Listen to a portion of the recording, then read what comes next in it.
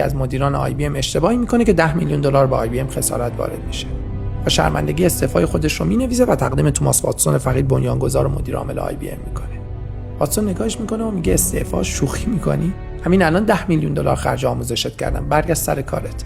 واتسون معتقد بود برای موفقیت باید تعداد اشتباهاتت رو 2 برابر کنی، اما ما در بیشتر سازمان‌ها برعکس عمل می‌کنیم. از ترس اینکه تصمیم اشتباهی نگیریم، اساساً هیچ تصمیم جسورانه‌ای نمی‌گیریم. با افتخار اعلام می‌کنیم چون هیچ کس تا حالا چنین کاری انجام نداده، ما هم چنین کاری نمی‌کنیم. ایده خوبیه اما نه.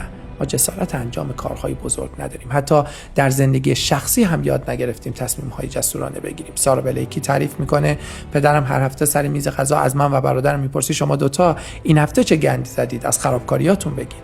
اگر چیزی برای گفتن نداشتیم مایوس میشد. پدرم نمیخواست ما از ترس اشتباه کردن، از ترس شکست خوردن هیچ کار جسورانه ای انجام ندیم و یک زندگی معمولی داشته باشیم. منم سال‌هاست جلسه‌های هفتگی سازمان‌هایی که مشاورشون هستم رو با همین سوال شروع میکنم. این هفته چه اشتباهایی کردی؟